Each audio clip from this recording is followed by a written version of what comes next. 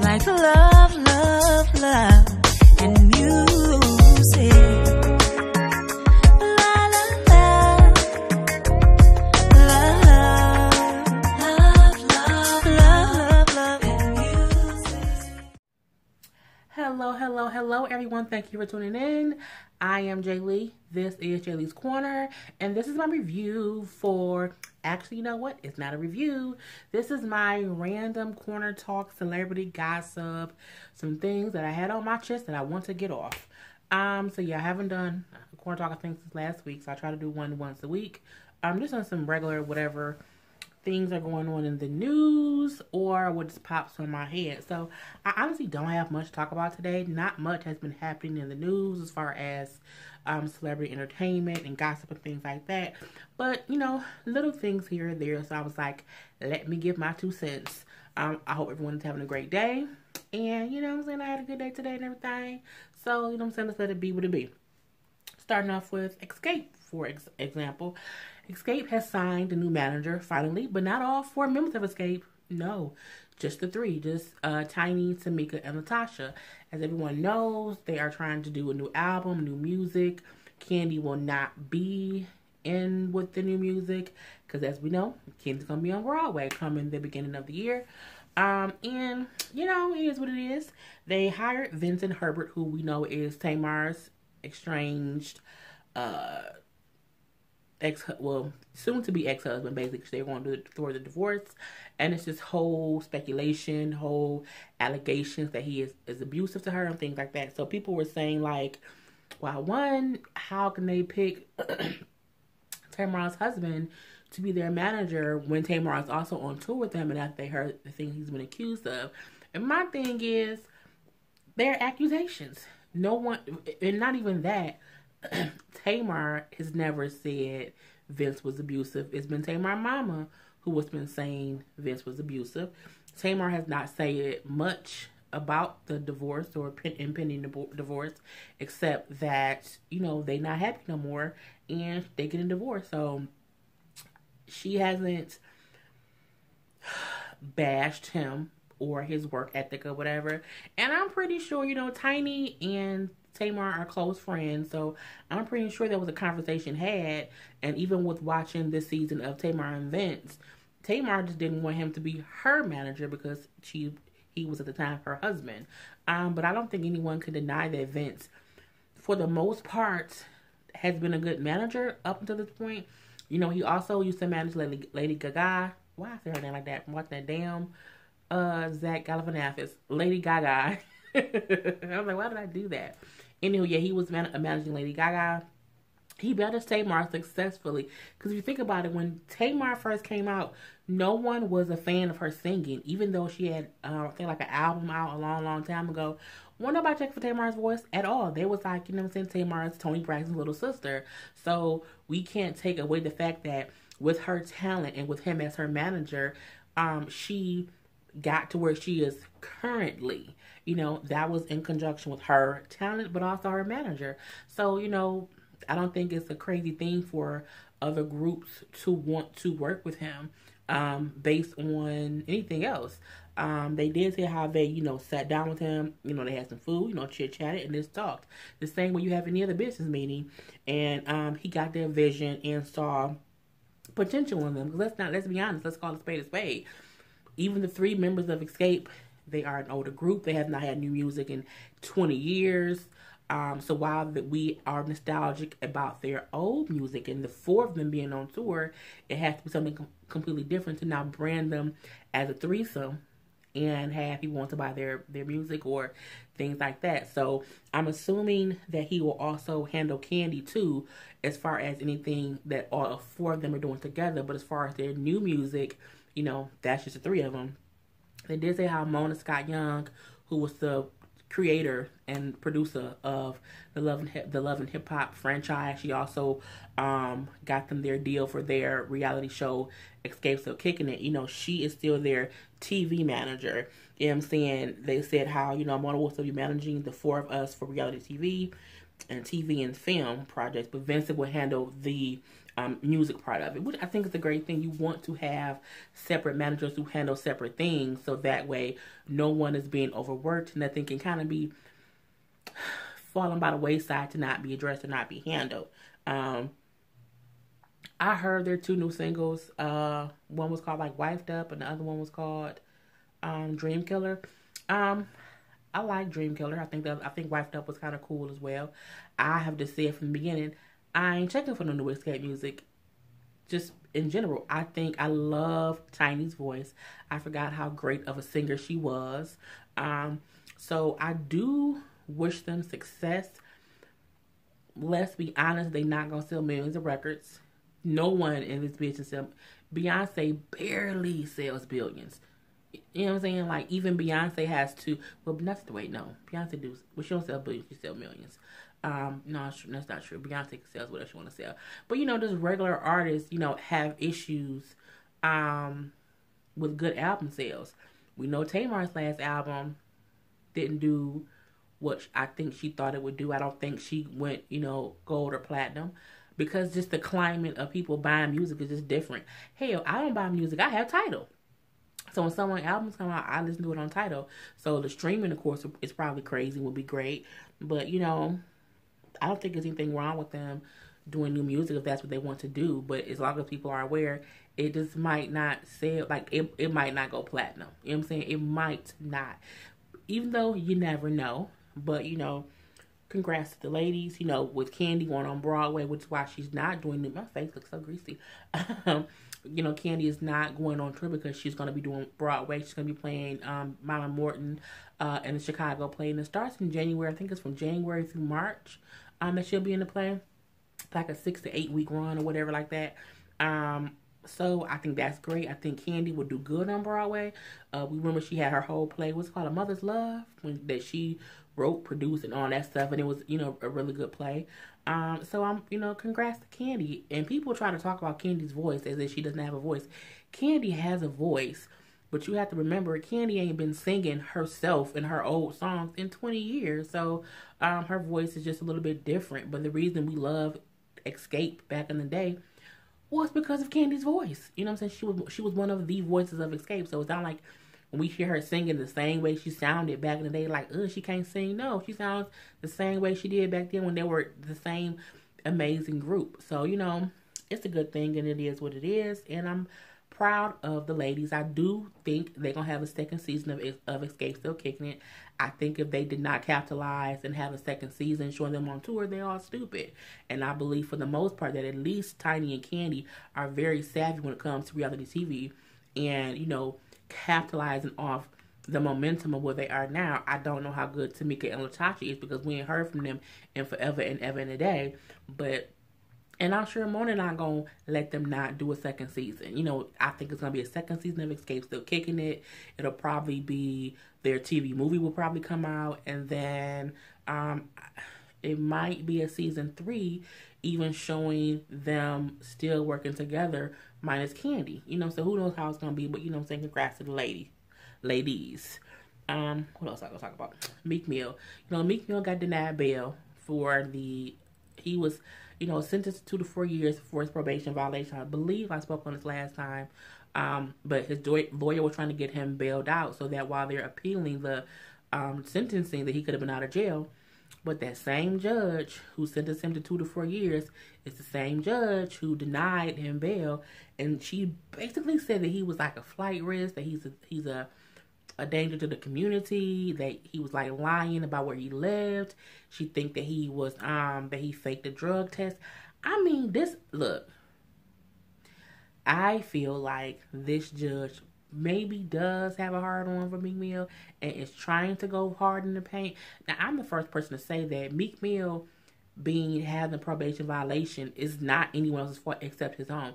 It's his fault that he was put in the predicament of even having to go before a judge. Because my thing is this.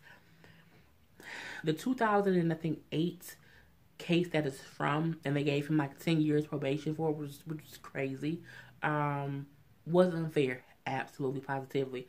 But I also feel like when they give you an unfair probationary period and it's for 10 years, yes, they do it because they know for a fact that you're going to get into trouble over 10 years. But eventually, when you have like 2 years of your probation, man, if you don't cross every damn T and dot every damn I and go by the book when it comes to every and anything, because they be looking for a reason to lock a young black rich man up, especially if he in the hood, especially if he's still trying to say how unfair what happened to him was. I feel like Meek Mill fell into the trap and allowed them to get his ass locked up. And while it's unfair, completely unfair, to sentence him to 2 to 4 years, you have to remember your ass shouldn't have been doing what you was doing. And even though they say, well, the charges that he was charged with got dropped, but that doesn't matter because the part of your probation is no contact with the police. So my thing is, if I can't have any contact with the police, I'm not going to do anything that's illegal, no matter how small it is. I get if you don't know something is illegal, but everyone is aware that popping wheelies and driving those motorcycle things up and through certain places is not legal. That's the reason they do it. They do it in hope to avoid the police. I have family here who, they go bike ride and stuff with they bikes, and they say how the police always messing with them because in some places you're not supposed to be over there. So my thing is, Meek Mill ass should have sat down until his probation was over. And when your probation is over, man, go pop every wheelie. You can do whatever you want to do, but don't do things to put yourself into a situation where they can decide what you have to do. Now, with her denying his bail, of course the lawyer's still trying to get her removed from the case because he's like, she's still going after my client. That is what's unfair, is that she is continuing to kind of punish him for whatever her reasons may be. But I also still feel like Meek Mill put himself in the situation. I think he thought, it's just a little probation violation. They're not going to throw they're not going to do nothing to me. And then the opposite happened. And just because the opposite happened don't mean that you should get off scot-free. I don't think he should do 2 to 4 years. I do think he should do a year or less. Sentence him to a year, have him do 6 months, with good behavior, and then for the remaining 6 months, put him on house arrest. But I believe that's the same thing that happened to him last time. So, my thing is, you can't be an habitual offender doing a little dumb bullshit, and then when the unfair ass judge sentences you unfairly, you pissed off. Stop doing unfair, stop doing dumb shit. I don't know how else to say it. You know what I'm saying? And I don't want people to be like, but how can you say that? And it's unfair and black men have it so bad. They do. They absolutely do. But as a black man, you can't do things to allow this fucked up system to fuck you up further. And I feel like that's what Meek Mill allowed to happen. He did like little stuff that wasn't big. It was little stuff. I think it was like maybe a little fight that he got into when someone called the police. It was like little stuff, and they did drop the charges, but you can't do little stuff. And that's the sad part about being a black man on probation. You can't do the littlest of things and not get in trouble. And you have all eyes on you anyway. Like, because his ass ain't get bail. So, they're still appealing the conviction. He just won't be able to be free while it's being appealed. So, an appeal can take how long it takes. So they just want him to be out and versus being in jail. But they're appealing the conviction. The sentencing anyway. So, it is what it is. What else? Draya Michelle. I'm a Draya fan. I follow Draya on Instagram and Snapchat. I've always loved Draya since she was first on Basketball Wives. I've always felt like people have judged her harshly and unfairly for the most part. So Draya posted on, I think, Instagram a scenario with her son. How her son, has to do this homework of rehearsing a, what is she? I'm just reading what she said. And y'all, I think you've probably heard of it, but says how her son Nico has a speech he had to learn, and part of the homework was the teacher wanted Draya to sign every time that he practiced this speech. So she's like, over the Thanksgiving holiday, he was doing the speech every day, all day for like the whole holiday, and she had signed this whatever 13,000 times. So eventually, even after the holiday, he had to still practice speech, and she still had to continue to sign it, saying that he practiced it. And she said, she just got tired of hearing the speech, and she got tired of signing it, and she felt like, at this point, her son's homework has become her homework, and he harassed her every day. I took what she said as funny because I watch her on social media, so I see how sometimes she says stuff to be funny. I get that. I also think, when she said, after a while, I told him, when he told me to sign it, I told him no. And he said, last night he asked me to sign it, and I said no. Tell your teacher I'm done with this, and now today he doesn't get the points because she didn't want to sign it. And, she's like, it's his homework, not mine. How do y'all feel about it? I don't think Black Twitter dragged her for filth, and I don't see why. Solely because you know how many parents get tired of their kids and be like, I wish this little motherfucker would just go somewhere right now. Parents, and they get tired of their kids. So you can imagine, what I'm saying? Because think about it. That's her son. She has a younger son. Plus, her fiance also have the twin daughters with the fiance's daughters. So it's like 4 kids within the household. Plus whatever else they have going on. And I get that in that moment, she was just frustrated and she posted about it on social media. She should have just not talked about it on social media. However, I don't think her saying, I'm so tired of my kid reciting this speech to me and I don't feel like signing this piece of paper again makes her a bad mother. I don't think that means she doesn't want her son. Like, the things I saw on Twitter, to me, was horrendous. It was extra. I mean, some stuff was jokes, and don't get me wrong, a joke is a joke. But people who were saying stuff like, she's a bad mom, and, that's horrible. Charlamagne gave her donkey of the day, which I get. That's what he do. What I did not like was, and I watch The Breakfast Club all the time. What I did not like that Charlamagne did within his donkey today is he brought up an allegation from 2001, I believe, when people were saying that her son was taken away from her. My eye was itching. I'm sorry, y'all. But yeah, they said her son was taken away from her and was like left alone and all this stuff that I remember hearing on Basketball Wives season, like back in 2011. Draya said at that time, my son has never been taken away from me. I would never endanger my son. She's like, at the time, I was messing with Chris Brown, and I feel like people targeted me and made up stories about me to basically also because of him. And she's like, but it isn't true, and it's following me, and it's not true. And my thing is, Charlamagne is always quick to say how social media and how news outlets and how people are so quick to jump on a bandwagon of a story that they don't know is true just because it is what it is. He said, sometimes lies flow easier than truth. So I'm like, when he said, she had her son was taken away from her back in 2001. The police said that, he gave this whole spiel, the same thing that they said before. But he then said, I don't know if the story is true. Then why are you saying it? You know what I'm saying? Like, why bring up a rumor that you don't know to be true when you've so many times see how people do that all the time and how you think it's wrong, but you did the exact same thing. You basically shaming a mom who was at that moment is tired in that moment. And I feel like any parent has had that moment. Man, look, I've seen people really not like their kids and really do things to harm their kids. I don't think her just saying, look, your teacher need to stop it. You do this every day, and I'm not signing it today, but you did it. It is what it is. Or her saying, like, I'm so tired of hearing this goddamn speech. Parents get frustrated. They do. So anyone who acts as if, oh my gosh, she's an unperfect parent because she did this. Man, look, it was people who were saying, why didn't she just have her son forge her signature? So she should just have her son be a forger than just say, hey, I'm not signing it no more.